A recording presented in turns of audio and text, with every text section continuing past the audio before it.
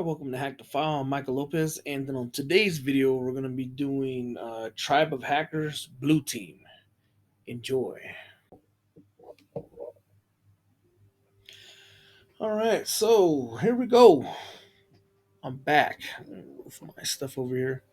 Um, we're going to be looking at the books that I like to read on my free time. Now, I've got the physical copies of these books, and I'll just sit there by you know, fire or by the heater and read these books like just everyday reading. Like I said, I like to read um, nonfiction books. And I like fictional too. I've got a Stephen King collection and a bunch of other stuff, but I really like books like this. Now, this type of book, we're gonna go through it, and I've done the Tribe of Hackers. I've done the Red Team already, and so this is written by like a ex-military cybersecurity guy, and we're actually, it's Marcus J. Carey, and I guess this one is co-written by Jennifer Jin.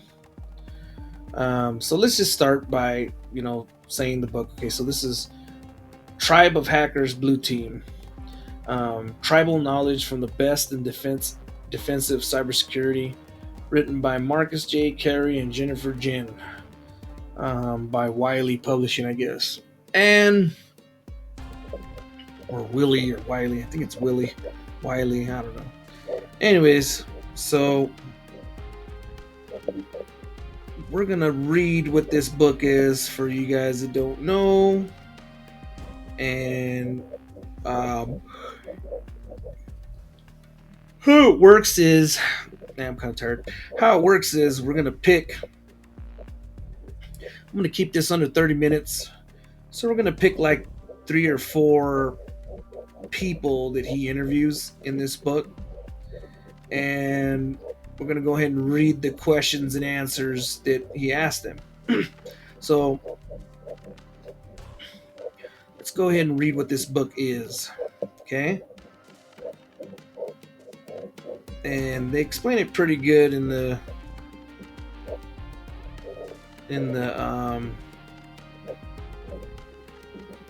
forward.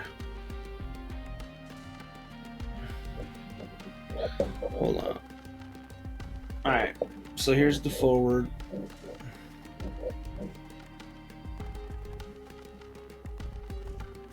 Well, let me see where I can read it all. All right, yeah, let's do the forward. Okay, I'll be honest with you. I destroyed the first Tribe of Hackers book with my highlighting, dog ears, and pencil and pen ranking markings. The 14 questions that the interviewee the the 14 questions that interweaved career and personal lives sparked inspiring and thought-provoking concepts. I was thrilled to learn it was going to become a series. The Tribe of Hackers series is one that every person in the InfoSec community should read. It showcases red teamers, purple teamers, blue teamers, and veteran leaders who have participated in the InfoSec community. It is their lives, their stories. From hearing their stories, we learn more about the community and the importance of understanding the human element role within security. Let's face it, it's one of the reasons why securing anything can be a challenge. To secure anything, there needs to be a balance between offense and defense. We need both to keep us secure. We need both to keep us secure. Sometimes it seems blue teamers are not getting equal attention as red teamers, and this needs to change. So prepare yourselves. I thought it should take some time to share why they need equal attention and praise. It is the blue teamers who are identifying. Okay, so this is not telling you what the book is, but basically, this man. It explains it better in the Red Team book, but basically, this man was in cybersecurity for about 20 years. and he was military, ex-military, and he came up with an idea to interview other people in the cybersecurity field, red team, blue team, all the teams, right? And ask them uh, the most common or most important questions, or the most, whatever questions he came up with. Oh, I'm sorry, it was on Twitter, I think. So I guess he was on Twitter one day, and people were asking him questions, or he was asking questions of all the like the leaders of cybersecurity in Twitter, and he thought, well, why not write a book that asks them the really important questions, and then they answer. And so because in the book you have the option to go through this book and get everybody's Twitter handles and follow them, right? Including himself. So I think it's a brilliant idea, because what it's doing is, that's why it's called Tribe of Hackers. What it's doing is it's starting to click everybody up, right?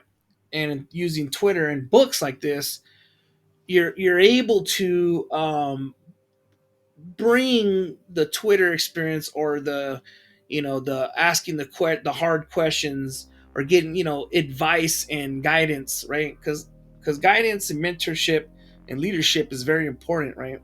There's a lot of people that think they don't need it, right? They don't need to have a mentor or look up to people anymore, or they're doing just fine their own, and that's not the right mentality to have. Your mentality needs to be more on the wisdom side, and learn from others' mistakes and others' successes, right?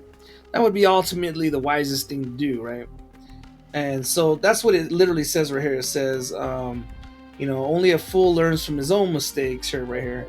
Only a fool learns from his own mistakes. The wise person learns from mistakes of others. Most blue teamers are graduated of the school of hard knocks, right? So, this book is just basically a testament to wisdom, right? You're taking, like that old advice, seek advice from the sages and the wise people. So that's what this book is, and I love it, because all growing up, I wanted to learn from elders, and we don't do that no more, because we learn from the almighty Google, right? If I have a question, I'll Google it, and which is sad. I mean, it's great to have that knowledge at your fingertips, but then what you're doing is you're taking the knowledge from Google in substitute of the wisdom of others, right? Wisdom and knowledge. So the wisdom of others' experience and what they've done, right? Because maybe they went to Google and they asked them how to do something, and then it didn't work, right? And they're like, well, I thought Google knew everything, so then they had to learn the hard way, hard knocks way, and then they got their own wisdom, right? But are they going to put that on Google, or are they going to put that on update Wikipedia with that?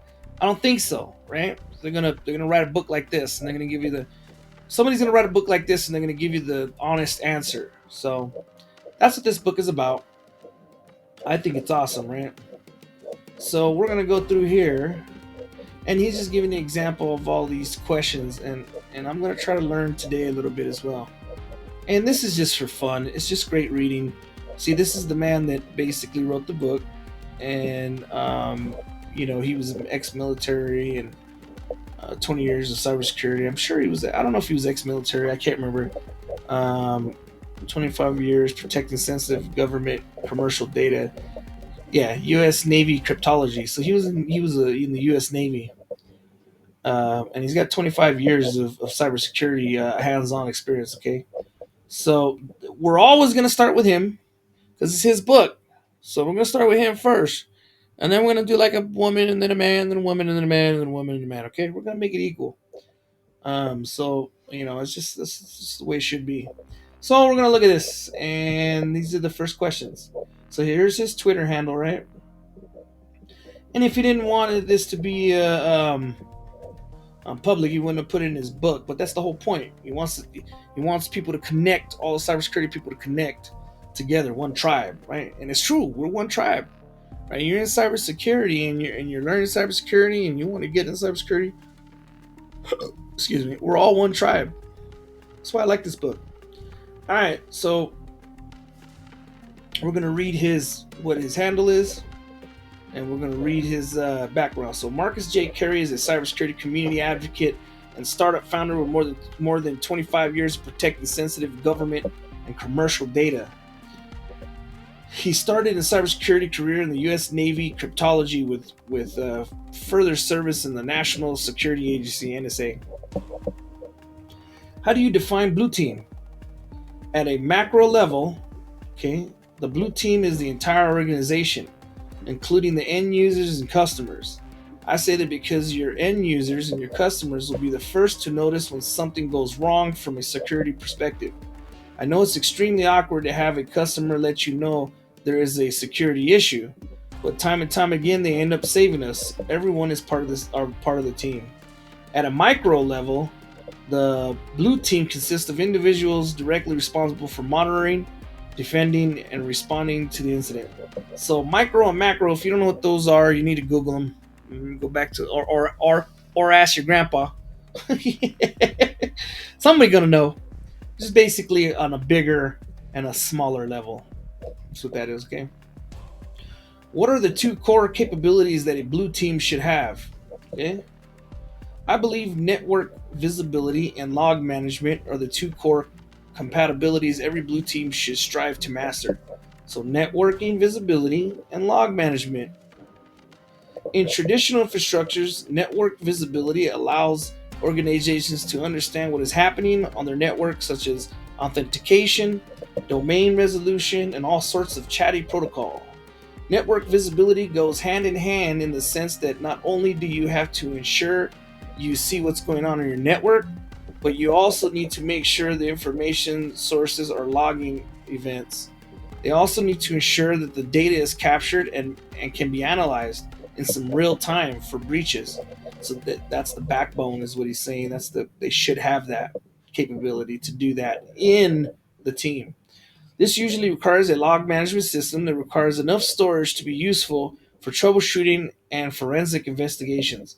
Now, could that be tools? Could that be? Yeah, he said already protocols were here, chatty protocols. I mean, a bunch of stuff. They just need to have those capabilities. Now, how they do it, the means of how they do it is up to the team, right? Okay. TLDR, you have to make sure you are logging all the right stuff, and that the stuff can be retrieved for troubleshooting and incident response. Without those, you are probably playing security theater. Huh. TLDR, what's that stand for? The low and dirty. I don't know what the heck that stands for. TLDR. My brain don't want to work right now, and I don't feel like figuring it out. What are some of the key strengths of an incident response team? What are some of the key strengths of an incident response team? I want some new medication right now. My brain is foggy. Okay, what are some key strengths and some incident response? Key strengths of an incident response program. I'm going to use the age-old concept of building a home court advantage. You need to have a competent staff, which means you should invest in training and hiring personnel hungry to learn and grow. Solid incident response programs are built on top of knowing as much as possible about your system, software, and network infrastructure. Your system, software, and network infrastructure. You have to be able to ignore all the normal activity as much as possible and zero in on the bad stuff. So basically, you need to define your incident. Like, what defines an incident, right? That's the first step. That's basically what he's saying right there. Getting to zero is impossible because the software will behave in weird ways. Systems vary from organization, and users are going to do unexpected things. The key is to keep pushing, improving, and automating as much as possible. So this is some real talk right here. This right here, because you're this is wisdom. You're basically saying everybody's stuff is different. Everybody's software behaves in weird ways, and you need to learn your software. You need to learn the patterns of your users and what and stuff like that. That's not going to be triggering. It's not an incident, right? You need to, like if you have a seam tool, you need to figure out your triggers that are triggering that are not anything, right? But I mean that could be just really hard. So this is some real talk right here, right? How blue teamers learn, practice and grow. I'm a big fan of 80/20 model when it comes to learning and practicing your craft. Blue teamers should be able to spend 20% of their time on ongoing education and practicing new skills. And it's a cycle in the sense that you learn first and then put those skills in practice, and then the growth part is learning what works and what doesn't. Okay, so this is taking longer than I thought. So we're probably only going to do two. There are tons of free information resources that blue teamers can learn from. One trait of a good blue teamer is their ability to self-study and to solve problems. If you are hiring blue teamers, you should look, for instance, where they picked up new skills on their own. You should look for instances where they picked up stuff on their own. If you are currently looking to get into cybersecurity, see what he's saying right there? You should look for instances where they picked up new skills on their own. That's what my channel is about. Pick up these skills on your own. Read these books. Practice this stuff. I want to do a series on the Blue Team Toolkit and start practicing that for just shits and giggles, right?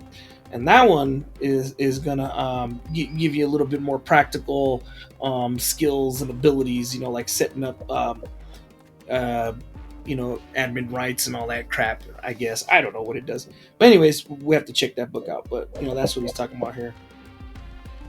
I'm constantly learning new stuff and then posting videos on these, and it's just cybersecurity is just a really cool thing to learn. Really slowly for me. I'm just learning it slow, and I'm 40. I've been in the STEM field for at least 10 years, and software, electrical, and now I'm getting into cyber, and I love cyber. Okay, if you are currently looking to get into cybersecurity, see, I think I'm a step behind this guy. Every time he says something, I say it next. I mean, he says it too. The most important trait for many hiring managers for your ability to self-study and learn new skills. You should learn how to learn, and you see that? That's beautiful. That learn how to learn applies to a lot of things. It applies to like martial arts, catch wrestling, cybersecurity. That learn how to learn is the philosophy. Okay, that is the reason why people go to school. That is the reason why I make my YouTube videos. It's for this. It's awesome. And applying new skills, you'll drastically increase your value on the job market. How do you reward good team training? Compensate them properly and don't have them doing unnecessary security theater type work. I personally make a promise to anyone who works with me that I'm going to ensure they are able to level up their career. At some point in the future, when they leave, their career will be on a higher plane. I sometimes see organizations stunt growth in order to retain personnel, which is wrong and always backfires. So, you see this right here? Compensate them properly. That's the first damn thing he said. Now, if you're working somewhere and they're paying you junk, and they're telling you that we're basically comparable to the standard where we're paying the norm or the average, and you're getting like what 30-40 grand less than like the average. They're lying, right? I was told that at one of my previous employments, and I'm like, the audacity of somebody to say that to my face, and I thought, really, that's just straight. Just either they were delusional or lying to themselves, or lying. They were sure in hell lying to me. So yeah. Anyways, the place I'm going to be working at now is giving me a good compensation, so I don't see myself worrying about all this stuff because they're paying me good, right? What are some core, and that's how that's going to be my reward. I'm getting paid good, and I will stay on my game. What are some core metrics that a blue team can use to build, measure, and maintain a successful information security program? When it comes down to it, blue teams will be measured ultimately in the main time to detect breaches and mitigate threats. To achieve this, the blue team is going to need to have the right people, processes, and technology to make it happen. The people need to be skilled, the process have to be sharp, and the technology must be fully leveraged. Along the way, you have to continuously measure the mean time to detect along the way to improve to maintain those capabilities. So it's basically saying, um, this right here, the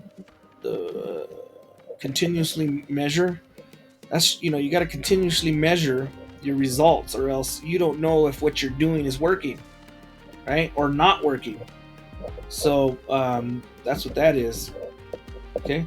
Where would you start if you were the only information security staff member at a small to medium sized business with a primitive security infrastructure? There are tons of free resources from the National Institute of Standards and Technology, NIST, we all know that. In particular, NIST Cybersecurity Framework, CSF, is an amazing resource that any organization can pick up to start implementing. In addition to the NIST CSF, there are several special publications, SPS, that provide the highly recommended self assessments, including these two: NIST SP 800-115, Technical Guide to Information Security Testing; NIST SP 837, Risk Management Framework. Now, this is a great one right here: Risk Management Framework for Information. Well, both of these, yeah. So, when you're, this is some great advice because this is like what everybody does, right? The problem is that if you don't have any technical people that understand what they're reading to set it all up, then you need to grab one, or you need to, because setting all the policies and procedures up and your guidelines and your frame and taking the framework and stuff from these places, um, you still have to have the team to implement it, or you can implement it yourself. You're still gonna have to understand what you're doing, like this part, right? Continuous monitoring. You're not, it's going to tell you in there you need to monitor continuously, but I don't think this gives you a framework and a guideline. This doesn't really give you, I mean, it probably does. It gives you the step by step what you need to be doing. But like I said, every business is different, right? So you're going to have, I would say you have to have, but if you're the only IT dude, then you know what you're doing, right? But for a, because this one says if you were the only information security staff. So yeah, then you should be great. This is where you start. But if you're somebody that's not IT, you're just a business owner, you need to grab somebody like an IT dude and have him in charge. So this question makes sense to me. This is like if you were the only one. Okay, that makes sense. So you just started for a company and they hired you to run it. Yeah, this is a great resource. What is the most bang for your buck security control? Limiting administrative privileges is the biggest bang for your buck security control. This is going to be so interesting because everybody's going to have different answers. Just by limiting these privileges, you're going to reduce the number of intrusions on your network. You will keep people from installing unauthorized, bootlegged, or cracked software. Attackers typically inherit the level of the users or services they compromise. This means that they will not initially have privileges to do whatever they want on a system if they aren't administrators. If the attacker has escalated privileges, another opportunity to catch them is if the attacker has to escalate privileges, it's another opportunity to catch them in their tracks. That's awesome. So, um, you know, limiting administrative privileges. That's an excellent initial starter because you, you're gonna want to have certain people with certain privileges that can do certain things. If you just give everybody free reign and administrative access and all that, you're gonna have problems tracking down where the um, the attack came from, or who they fished, or what happened, right, and how they got in. So and it just keeps it a little. It keeps you safe, right? Your network safe. at least from file to escalate. Escalating privileges safe. Um, Hackers can get around that, but yeah, like he says right here, you can catch them in their tracks when they have to escalate privileges. They're leaving a trail, right, in the logs and stuff. So I don't know. That's awesome. Has your organization implemented any deception technologies? No.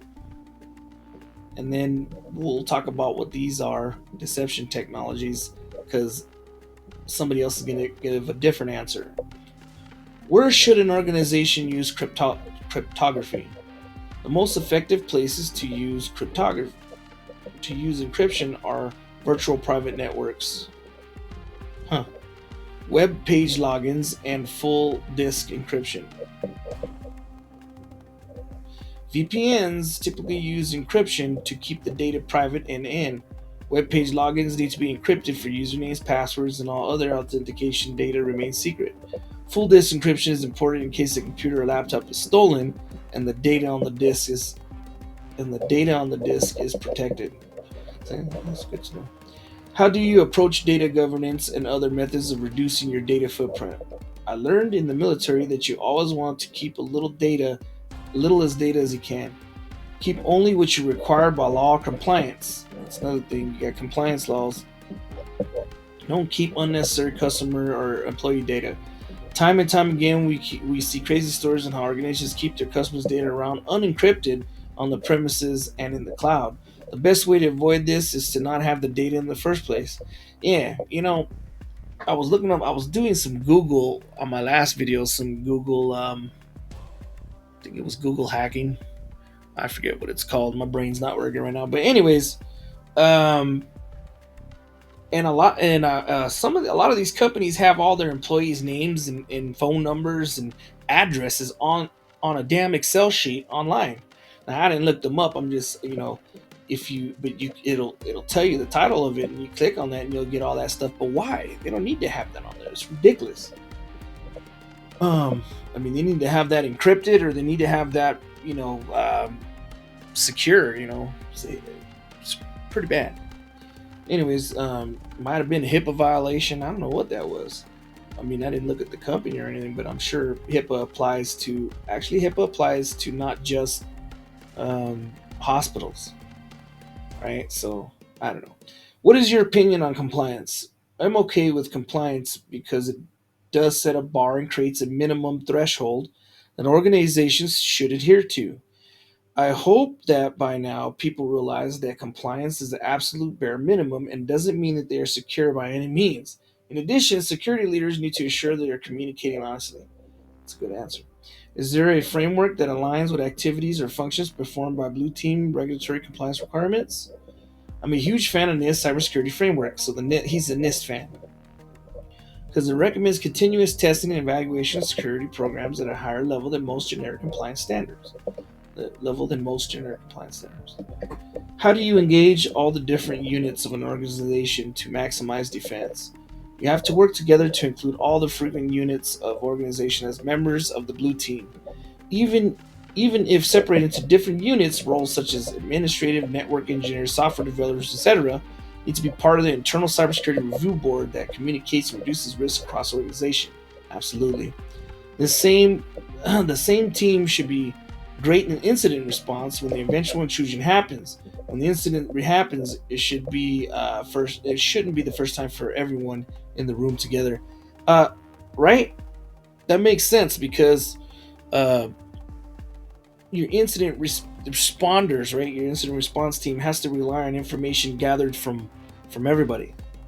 So an incident response plan would be, relying on different information as well from different people, and so yeah, that makes sense to me. What strategies do you use to communicate threat you encounter in the non-technical decision makers? I think security professionals need to speak more in terms of business risk and become educators to non-technical decision makers. That's right. The business should drive all security decisions. So the security leaders need to be able to break down how security decisions impact the business lingo. Also, the blue team needs to help all members of the organization understand security concepts and how user decision can impact the organization. So this is all boils down to your cybersecurity culture, how supportive your uppers are, your executive team is, and all that stuff. Um, I would say in the year 2023, there should be more cybersecurity awareness since all these incidents happening are costing companies, at least on a larger companies, because they have the cash flow to deal with it. They have the money to hire people and stuff. In 2023, there's going to be way more um, cyber security culture and participation and awareness. At least there should be. There's a lot of companies that have been hit in the media, and I mean it does.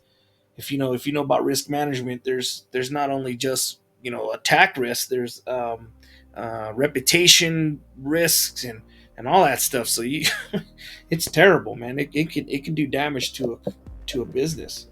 And so, the littler businesses are the ones that are not understanding that, and that would be really the where the I would say where the breakthrough would be is getting all businesses from your local skate shop to conglomerate businesses to get on board with cybersecurity and stuff like that, because ultimately all people have money, and all their money and their information is at risk.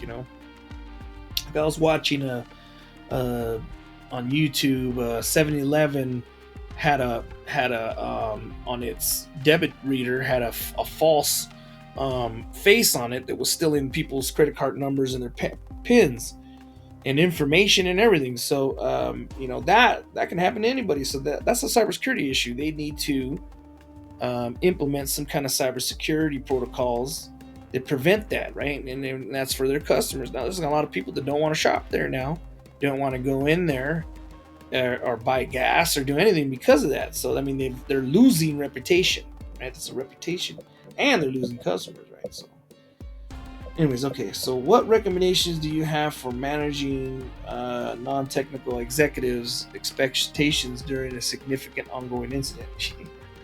I recommend doing tabletop exercises with executives at least quarterly, and then going through the most likely incidents and responses.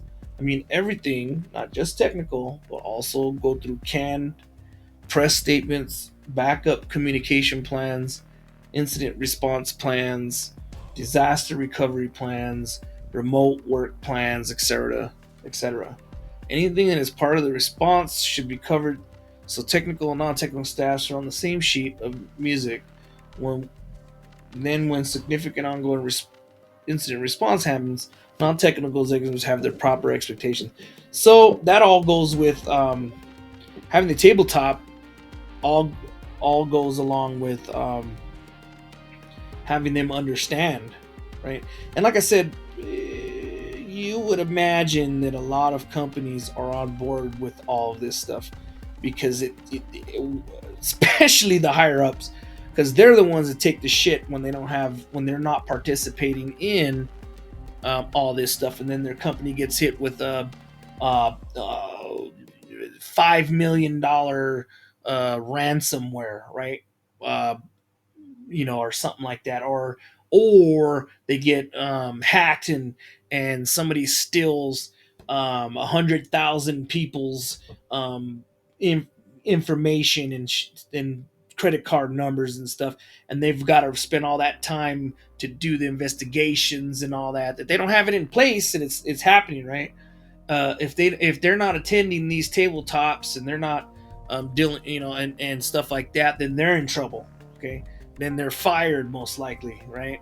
And they're incompetent. So I would imagine that it's gotten a lot easier, but I could tell you maybe 10. I mean, I haven't been in the industry, okay, for 10 years. What I'm saying is, but I've been keeping up on incidents and stuff, and cybersecurity has always been, a problem. But you you can't imagine how many, you know I've how many places don't take it seriously until your first till their first significant incident. Then they start taking it serious, right? So I mean, it's just ridiculous. All right, so this is Danny Akakai. Akakai. We're gonna skip Danny. We're gonna see if we can find a girl, and just to, if we can't find one, and we'll just randomly pick a name. So they asked them the same questions. Let's go back here. And oh, what was the next one? Amanda Berlin. All right, let's see what Amanda Berlin is saying. There's Amanda Berlin. All right. And it starts with a quote, I guess, from them. So let's read her quote.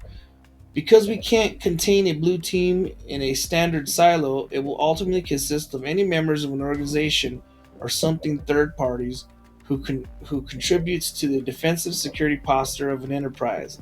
Software or service specifically covering the CIA triad of the confidentiality, integrity, and availability. My brain is so slow right now that I could tell you what these are, but I wouldn't risk it because I'm on some medication where my brain. I mean, I know what they. I don't mean like I don't know what it is. I know what it is, but I wanted to go a little deep into what these are talking about. Like, what would confidentiality mean? What would integrity mean? As opposed to cybersecurity is what I'm saying. I want to go deep into it, but my brain is not working right now, so we're just gonna skip that for today. So I get used to this medication I'm on. Okay, so that's why I'm doing something like this, where I'm just reading and discussing it lightly. Okay, so Amanda Berlin is a senior security architect for Blumera and the CEO and owner of the nonprofit corporation Mental Health Hackers. She is the author of a Blue Team's bestseller practice book called Defensive Security Handbook: Best Practices for Securing Infrastructure with Lee Brotherson's O'Reilly Media, 2017. She is the co-host of the Breaking Down Security podcast and writes for several blogs. She has spent more than a decade in different areas of technology and sector providing infrastructure support, triage, and design. She now spends her time creating many meaningful alerts as possible. Amanda is an avid volunteer and mental health advocate. She has presented a large number of conventions, meetings, and industrial events. Some examples of these are DerbyCon, O'Reilly, Security, GurCon, and DEFCON. While she doesn't have the credentials or notoriety that others might have, she hopes to make up for it with her wit, sense of humor, and knack for catching on quick to new technologies. Yeah, that sounds great. Let me look at her again. There she is. And she's got a color picture. And I guess the first guy had it black and white. Or maybe he had color, I don't know. How do you define a blue team? If you look at the core of where the terminology came from in military exercises, it means defense, plain and simple. I personally don't think you can limit blue team to specific roles or job titles for several reasons. When a firewall administrator is configuring the next gen firewall, NGFW, to have whitelist only ACLs, they're performing a blue team function, and it will be a portion of the overall enterprise defense. In contrast, when that same firewall admin is configuring a new route, that's a networking function. Because we can't contain a blue team in a standard silo, it will ultimately consist of any member of an organization or sometimes third parties who contribute to defensive cybersecurity posture of an enterprise, software or service specifically covering the CIA triad of confidentiality, integrity, and availability. Okay, so it's all coming back to my brain. Confidentiality is like your is your confidentiality, or I always get them confused. Integrity, confidentiality is your like HIPAA and all your private information, right? Integrity is authorization and stuff like that.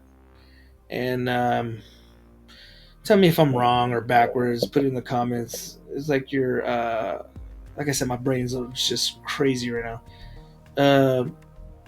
Integrity, or maybe it's backwards. Anyways, yeah, of like how to protect your data, right? And availability is meaning that you have to always have your information available to your customers or to your users, right? So my brain's jacked up. All right, I probably got those backwards, but anyways, the blue team function can incorporate many different sections in the information security, including engineers and architects who implement and design systems to be proactively more secure, managed service providers that spend their time threat hunting for malicious activities showing in their customers' logs, and penetration testers when they are writing recommendations into their projects. So she's basically saying there is no, blue team can be anybody that's protecting the, in defense of a company, right? Plain and simple. I mean that, and she's saying that, that it has to do with the CIA triad, and she's saying that even red teamers and penetration testers, when they are writing recommendations in their report, they're giving you recommendations on how to defend your uh, system, right? Your network, whatever. And so that's falls under blue team too. Yeah, it's pretty interesting to look at that. That's a pretty interesting way to look at that, because that's true. They're a red team, right? And they're pen testing. That's obviously red team, but their ultimate goal is to find defensive holes and then give you recommendations how to fix them, which goes to the blue team, and they implement those recommendations. So yeah, it makes sense. What are two core capabilities that a blue team should have? Generally, defense and detection skills, which admittedly do cover a wide range of knowledge. Which I were to choose a top capability of each of these categories, they would be general understanding of how the enterprise system works. Okay, and the ability to use the knowledge to identify what key actions should be monitored and deemed abnormal.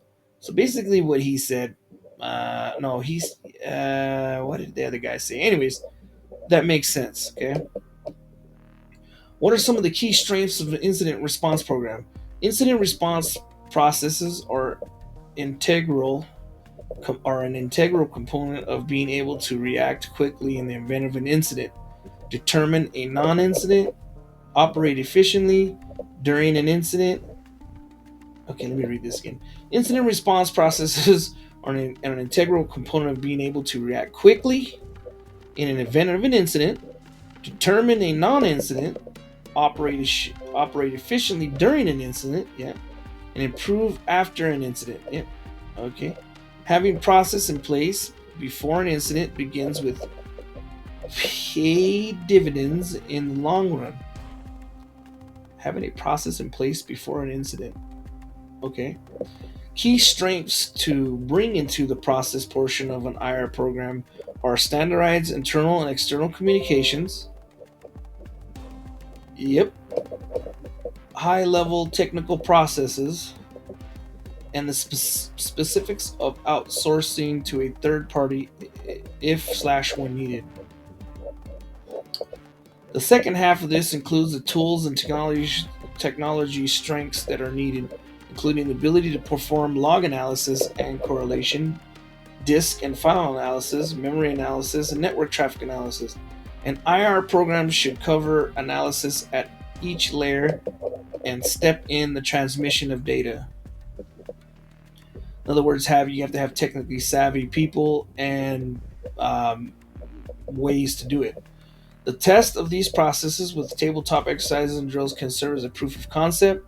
A tabletop exercise is a meeting of key stakeholders and staff who want to walk through and step through the mitigation type of disaster, malfunction, attacks, or other emergencies in low stress situations. During a tabletop exercise, a moderator or facility will deliver a scenario to be played out.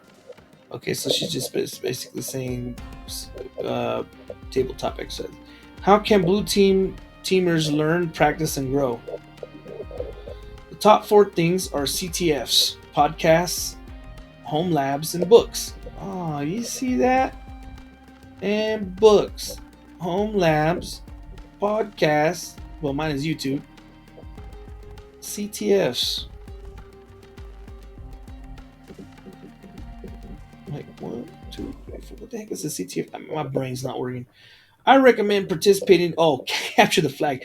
That's just my, yeah, my brain is jacked. Capture the flags. That's funny. I was like, what's CTFs? Okay, I recommend participating in Capture the Flags. That's what CTFs is. Contest for anyone in technology, not just in a blue team role.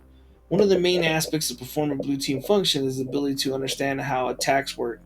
And CTFs do a great job with that without you having to be full-time red teamer. They can also provide cross-training and blue team building, as well as increase communication skills. Here are some CTF resources: CTF.org, CTF360.com, Hackthesite.org, OverTheWire.org. So this is awesome. They give you just some. Click on this, come over here, and there it is. CTF time, baby. Come in here and you hack the screw, the hacker screw. Man, I have to check this out on another day. I'm just gonna go here. I'm gonna put this on my favorites, right? Come over here. See, and that's what's good about these books. When you get them digital, you can do stuff like this. Oh, this one's not secure. Oh. Well, because you're probably hacking in stuff into it. So,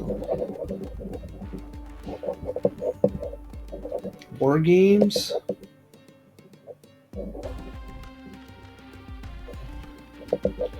Save that one. Hack this site. Just for, shits and giggles. Just for shits and giggles. Get on here and do that. On my free time, I can do that. And you guys want to pause that and look that up, you can. But see, that's what I usually do.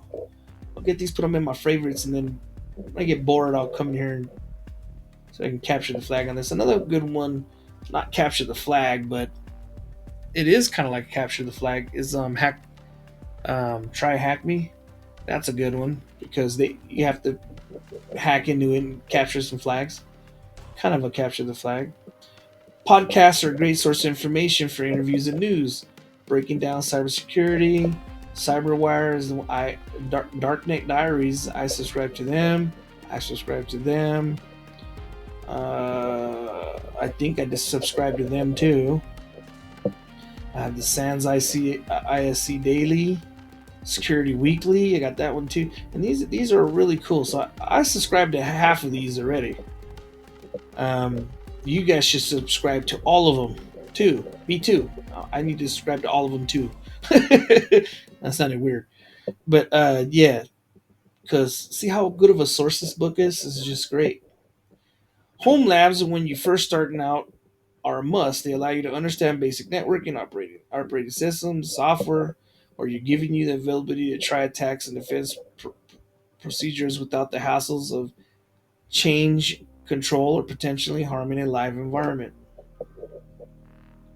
There are a massive number of resources out there creating home labs, and it all depends on your current goal at the time. Let me pull this up and see how many minutes we got.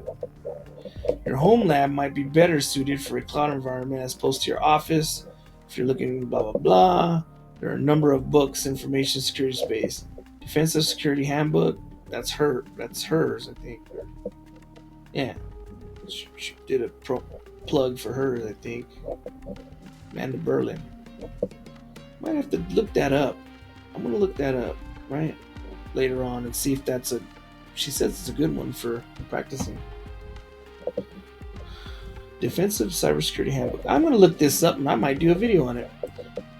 Blue Team Handbook, Incident Response Edition, Blue Team Field Manual, Intelligence-Driven Incident Response, How to Measure Anything, Cybersecurity Risk. This is a good one. I read this one for school when we were trying to measure our risk management, and to see if it was either working or not, our implementations for it. So this is a great book right here. Very technical though. How do you reward good blue teaming work? It's literally your job and what you're being paid to. How do you reward good blue teaming? I suppose recognition and new job opportunities could possibly be part of that. However, that is just the nature of normally performing well in any function. It is super satisfying when penetration testers and red teamers are caught and or stopped using defensive security tactics. Okay, so she's saying, do your damn job and shut up. And I've read through this book, paperback, and quite a bit of them say that. Man, just do your job and shut up. Do your job and shut up. That's your job, and that's fine if you're being compensated. Now I go back to the first guy who said his first sentence was, pay them what they're worth. That's how you reward a blue good team. Pay them what they're worth first off, right? And that's true. So it's all fine and dandy saying, oh yeah, that's your job. You're supposed to be doing that. You're getting paid to do that. But if you're getting paid nothing, and where's the incentive is where I boil back down to. So I would word this like, how do you reward a good blue team? How do you reward good blue teaming work if the pay is low, right? Maybe a lot of these people are assuming that you're getting paid good, right? So they didn't put that in there. Then this would make sense. That would be like, that's your job, do a good job, and then blah blah blah.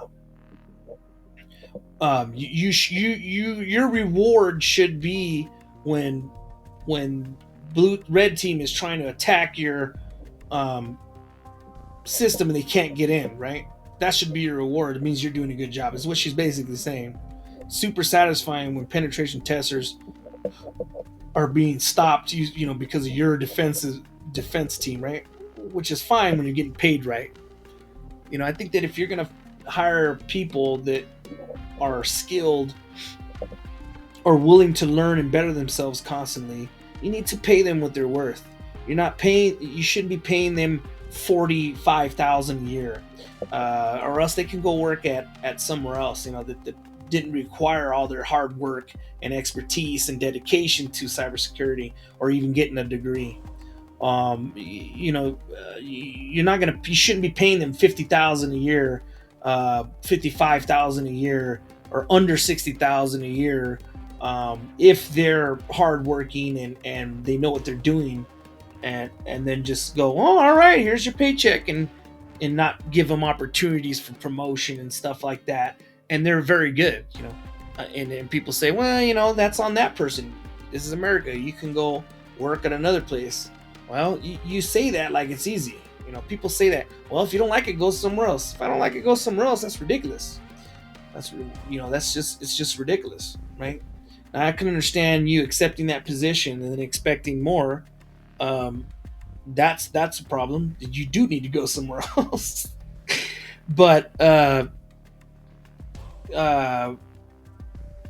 companies that are doing that, I don't think that's good. They're never going to have a team stay long and stuff like that unless they got other benefits. I don't know. I think you need to be compensated above all else. I agree with the first guy.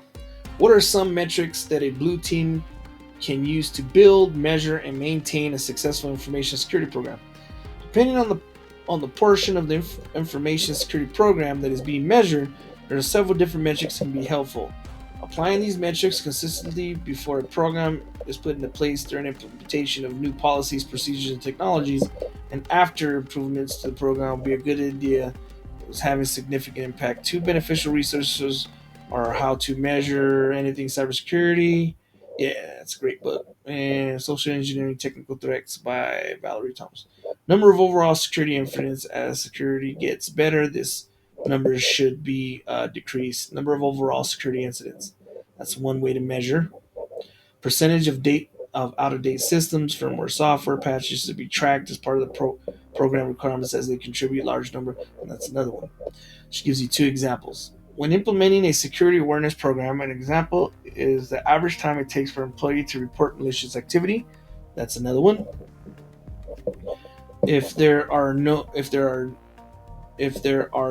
or low numbers of reports prior to training, the report becomes more frequent and quicker, and the initial malicious activity, it stands to reason that the education method and materials are working as intended. So she knows her stuff. Where would you start if you were the only information security staff member in a small, medium-sized business with a primitive security infrastructure? Okay, she would start at asset management, hands down. So she would start with managing the assets instead of authorization security. Setting down authorization permissions and stuff. It is one of the most difficult verticals to cover. Without proper asset management, an environment cannot be protected to its full potential. There's no way to craft a complete defensive strategy without knowing what is being defended. Absolutely, I agree with that. One of the first things an attacker or red teamer does during an attack or engagement is discovery. In larger networks, it is next to impossible to completely be aware of every device that is connected or every piece of software that the user may have installed. However, the correct security controls in place, it becomes much easier. Classify, organize, automate, define, gather, track, monitor, report. Yeah, I like that answer. If you were to ask me that, I think I would. I think I would say that too. Your your your asset management is very important. Um, I would first establish um, maybe an incident response or God, my brain's not working. I would first establish some kind of whether we are involving um, everybody into the cybersecurity process, or if we're just involving teams and upper management. I would establish that hierarchy first, then some kind of incident response. But that the incident response entails your assets management and stuff like that. Um, Incident response, SOC operation. So I would do some kind of like frame. Oh, with the framework as well. I mean, whatever framework they have in place, would establish a framework and stuff. I mean, this is if you had nothing at all. This is just talking about if you were. Yeah, yeah. So if I was small, okay, so yeah, I would start with the framework.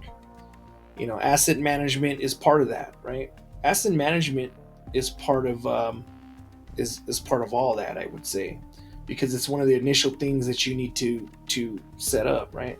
I don't know. That makes sense though. I would start with the framework first and foremost, like you know, uh, but that's not.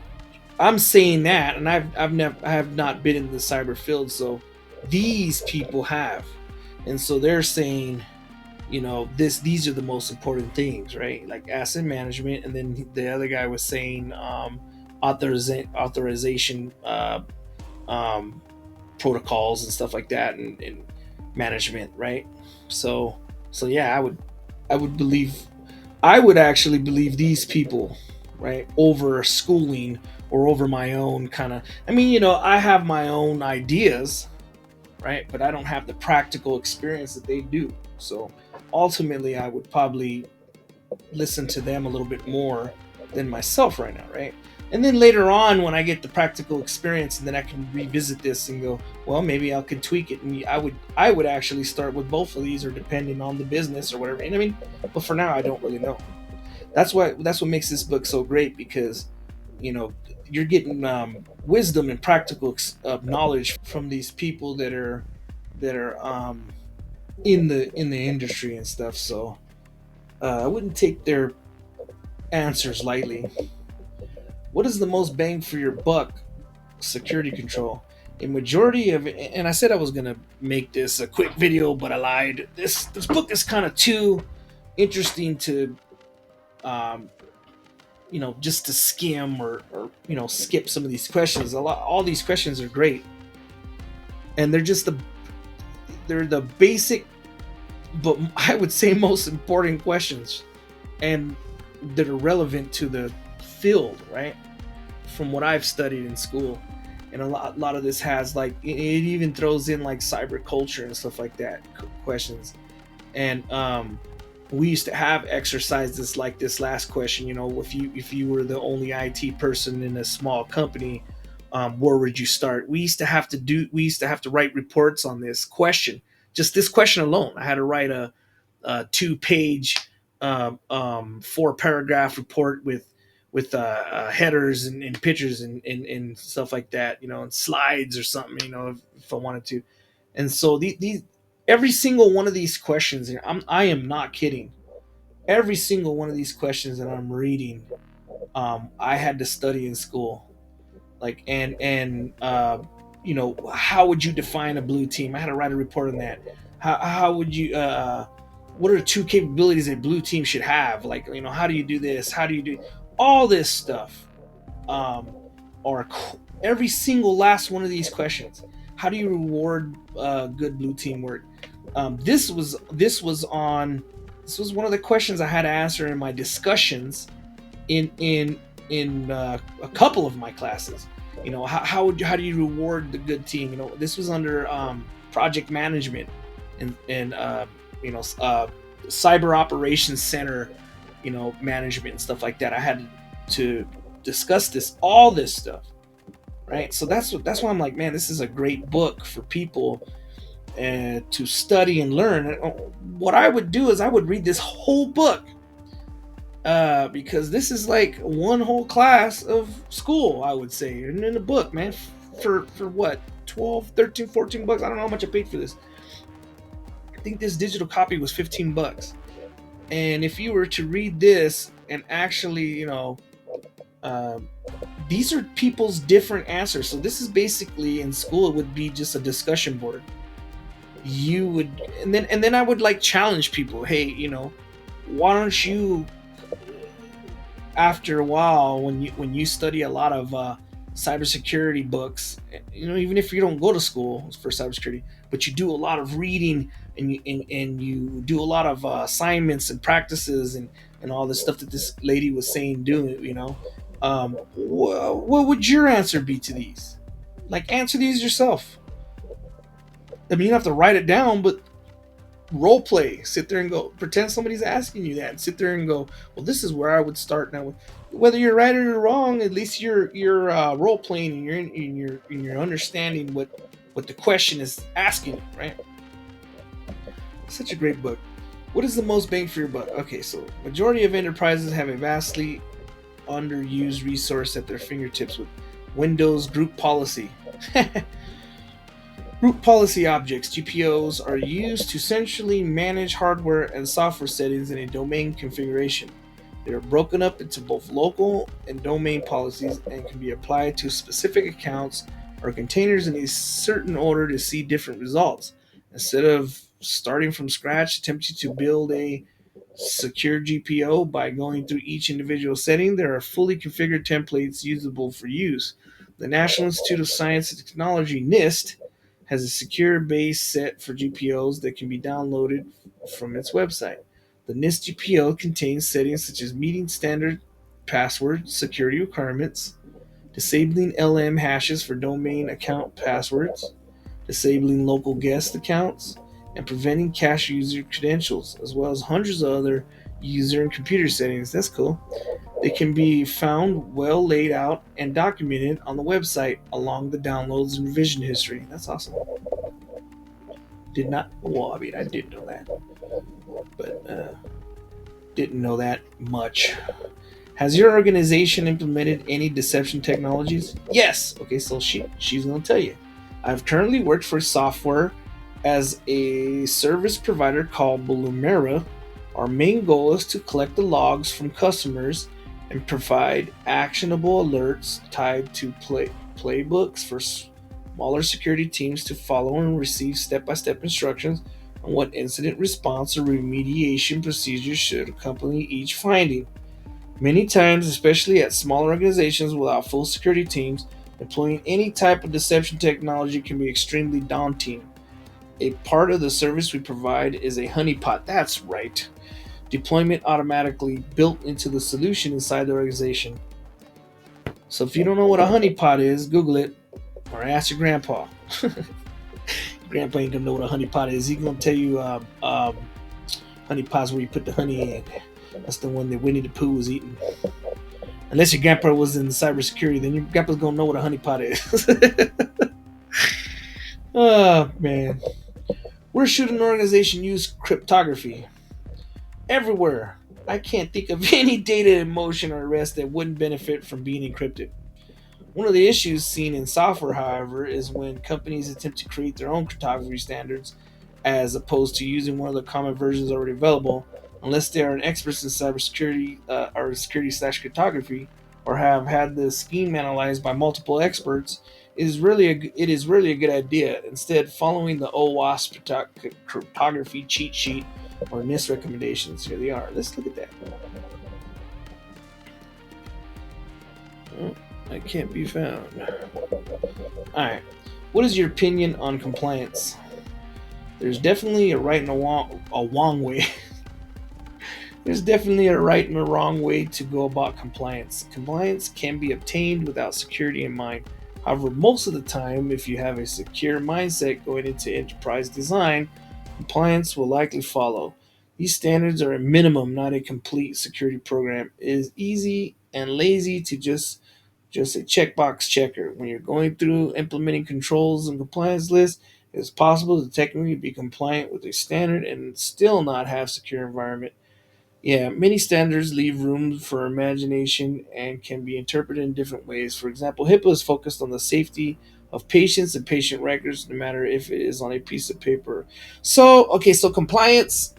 Uh, here's how I understand compliance. Okay, you have to comply if your industry has compliance standards. You need to comply, or else you're going to face, if caught breaking compliance standards, you're going to be faced with what do you call that? Fines, okay, and stuff like that. So if you're out of compliance, okay, that's the main reason for compliance, I would say. And the reason for that is, and you got to look at the reason for the fines and the compliance standards, is to protect user data, is to protect the consumer, the user, is to protect employees, employers.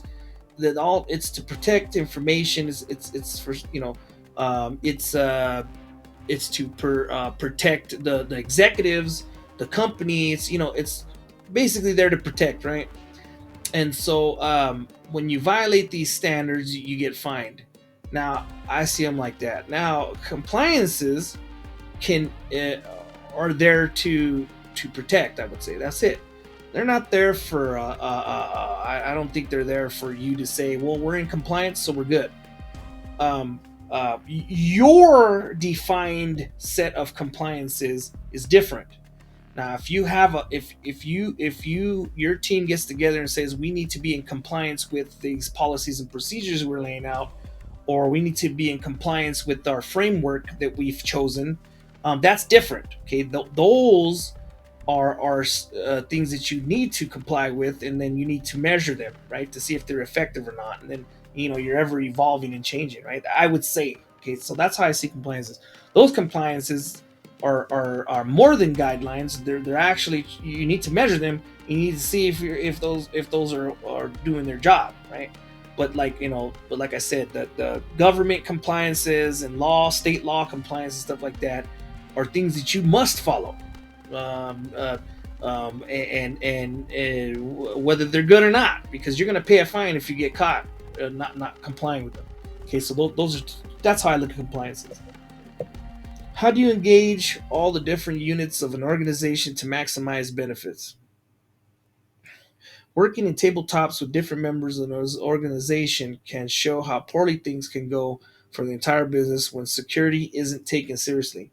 Having the upper level champions or advocates in the C level who understand why certain. Okay, what recommendations do you have for managing non-technical executives' expectations during a significant ongoing incident? If they ask, which can be rare, providing clear and concise information about the plan of attack, potential outcomes, and potential repercussions in regular updates is usually unsatisfactory. Wait a minute. If they ask, which is rare, providing clear and concise information about the plan of attack, potential outcomes. Yeah, okay, yeah. So she just she says if they ask, they don't ask because they don't care sometimes, and I've heard that that's true. It all boils down to the cyber culture, and if that team is, or if that company in particular has been hit or takes it serious. All right, so you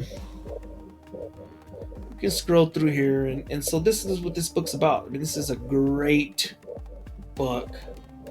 And these, if you're in cybersecurity, this is part of your tribe now. Okay, you're part of the team, and this is their advice, this is their knowledge, and this is their twiddle. This is their Twitter handles. This is their website, to their LinkedIn. I would recommend following everybody in this book on Twitter and their LinkedIn, and then read their little philosophy up here, right? Read their background. I mean, you don't have to do everybody, but if there's somebody in here you specifically want to be like them one day, or you admire them or whatever, and hey, this guy is exactly what I want to do, or he's lined up with me, follow him. Maybe even like follow him and learn, and then maybe shoot him a message and say, hey, how did you get to where you're at? You have any advice for me? Maybe he'll and message you back and give you some advice. So, man, I'm not feeling too good. So yeah, this book is great. Okay, it's gonna give you, and see where I said that I'll just sit there and I'll read this book for like 20-30 minutes at a time, put my little bookmark in it, jump around the book. I've read most of these people already, and there's like some of them I haven't really read, like I read his. And so as I was going through it, I was kind of like, oh yeah, this sounds familiar, yeah, because I've already read it. And you're gonna learn a lot, and most of them have different ideas. If you ask this guy right here, he's gonna tell you something different, and everybody has different ideas, right? And they all have experience, and they're all valid information that if you were wise, you'd listen to. And when you go and start cybersecurity, or if you're even mid-career, I would go back and read this book. This book is awesome. Maybe you get some ideas and stuff like that. So, all right, that was the Blue Team book. I might do the. So I've got the Tribe of Hackers, Blue Team. I've got the Tribe of Hackers, Red Team, and I might get the Purple Team. Might get the Purple Team to come on here and do the Purple Team. I like these books. So, That was Hack the File. I hope you enjoyed. I know this video was kind of long, but I thought it was fun, and that's a book you can't really skim through. So, I hope you had fun, and I'll see you on the next video. Thanks.